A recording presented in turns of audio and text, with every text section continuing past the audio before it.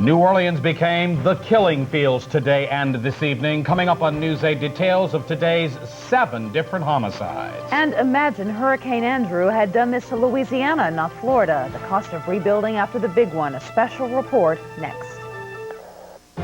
Watched by more people than any other network.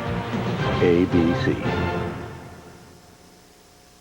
When Hurricane Andrew stormed through Florida, $16 billion of damage remained in its wake. I think insurance companies writing business in Louisiana are quite frankly scared to death. Are the lessons from Andrew a blow to Louisiana's insurance industry? Will insurance companies freeze the amount of business they write as the hurricane season heats up? Now, as George Ryan examines the policies of state insurers, learn how to weather the storm. A News 8 special report tonight at 10 on WVUE. This is WVUE, Channel 8. Tonight, it's the award-winning news team of Margaret Dubuisson, Warren Bell, Ron Swoboda with sports, and Bob Breck with weather. Live from WVUE, this is News 8.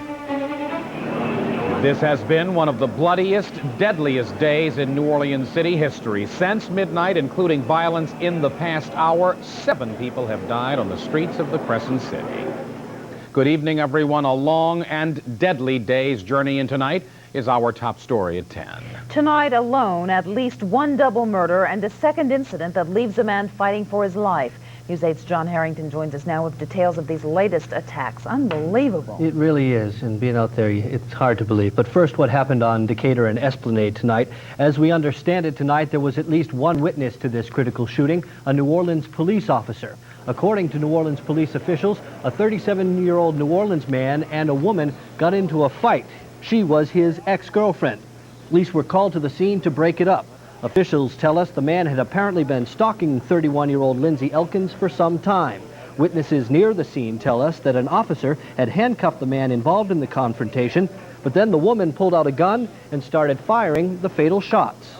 Then the cops came over here and handcuffed the guy, had him across the road, and they wasn't even watching her, and she walking around and she just pulled out the gun and shot him 6 times. Now that all happened while homicide detectives were concentrating their efforts at a double murder scene in Mid-City, a quiet street called Panama Court. Police say a pair of youngsters discovered 2 bodies in a driveway. Police say the bodies were riddled with bullets. Officials believe the 2 may have been shot elsewhere, dumped there, and then shot again. Residents of the normally quiet neighborhood reacted. If the bodies were dumped here, it's a pretty good place to do that because it is so quiet and it's really not traveled very often, not a whole lot of traffic or anything, just the people that actually live in the neighborhood and come back and forth. It's something that's terrible to happen in the neighborhood. It's just that so much of it is happening every day. It's becoming something common, but it's bad to see such a thing is happening. No arrests in that case, but in the Decatur Street shooting, police arrested Lindsay Elkins and have charged her with attempted murder. The victim in that case remains in critical condition tonight, and police say that attempted murder charge would be up to first-degree murder if indeed the victim does die. Okay, John. Well, tonight's bodies are just the latest in what has proven to be a long and deadly day in New Orleans. We'll update you now on some of the violence as it happened in order. Beginning shortly after midnight, police say that's when 33-year-old Daryl Modica was shot as he stopped his car at the intersection of North Galvez and Flood Street. Modica drove away from the scene but lost control of his vehicle, hitting a fence on North Claiborne. He died. An autopsy will be performed tomorrow morning on the body of a woman found murdered in the 9th Ward. The nude body of the woman was discovered early this morning in the 500 block of Cluett near Charter Street. Investigators say the woman was the day's second murder, and her hands and legs were bound, and it appears that she was strangled. Police have no suspects. And the killing continued this afternoon. A man was gunned down right next to a playground near St. Roch Avenue in North Johnson around 2 o'clock this afternoon. He died an hour later at Charity Hospital.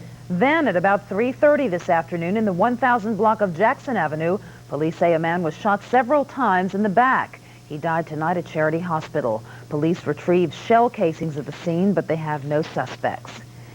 And the smallest victim of tonight's violence, a baby. Police don't have much information yet, but they report to us that a dead baby was brought to United Medical Center tonight, the possible victim of child abuse. And while they investigate today's crimes, police believe they've solved one of the murders from the city last month with today's arrest of two suspects. 20-year-old Richard Walton of North Russia-Blave and 19-year-old Dwayne Williams of North Russia-Blave were arrested today for the murder of Brandon Doucette, a 20-year-old who was fatally shot in the head April 23rd on Aubrey Street. Both men face first-degree murder charges. Police say they have established no motive yet for the killing. And those arrests could happen more frequently thanks to new federal dollars coming towards New Orleans. It's been earmarked for the hiring of 23 additional police officers. The $1.3 million federal grant will be used to enhance community policing efforts already underway in some of the housing developments in New Orleans. These 23 new officers will allow us to take the first step towards our campaign goal of placing more officers on the street. You can't have a peaceful project like that with everybody hanging out all the time, and these little youngsters just getting real too bad with all this murder and stuff, so you need to crack down somewhere. Louisiana Senior Senator J. Bennett Johnston called today's police grant announcement bittersweet news. Johnston was hoping 47 smaller Louisiana communities could also have received similar amounts. Margaret? The Jefferson Parish Sheriff's Office has a kind of health warning for drug dealers tonight. Swallow your stash and you might kill yourself. Again this week, say deputies, a drug suspect, this one 16 years old, tried swallowing his cocaine rather than allowing deputies to find it. But on his way to jail, the suspect went into full cardiac arrest and nearly died before being saved at the hospital emergency room. Jefferson Parish Sheriff spokesman John Fortunato says it could have been another ugly incident had not the suspect been saved. It's unusual that we'd be pleading to drug dealers to please stop doing these kind of things. You know, you're creating a hazard to yourself that, you know, once again, we're also concerned about the Jefferson Parish Sheriff's Office reputation that, you know, we are not doing anything to these people. Fortunato is referring to two separate recent incidents in which suspects died in the custody of deputies, prompting questions of brutality. And in other news tonight, the casino delay in New Orleans may go on for quite some time longer if one very well-known high-rolling gambler decides to play his hand. As News 8 reported first at 6 this evening, Donald Trump now says he wants to enter the casino bidding process in New Orleans with his Bally's company partners. And tonight, Trump is threatening to take legal action if the state's casino board doesn't extend tomorrow's noon deadline for bids. Trump says he'd like more time to get his proposal together.